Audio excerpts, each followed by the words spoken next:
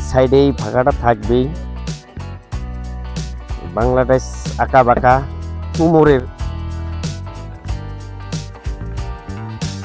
পালপাড়ার থেকে নিয়ে আসা হয়েছে।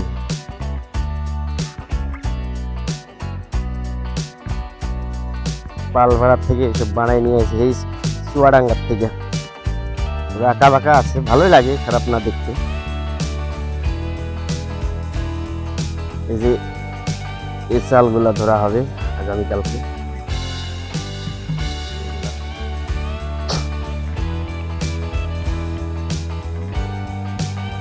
এই যে এই সাইডে একটা আছে, নিচে বারান্দা আছে।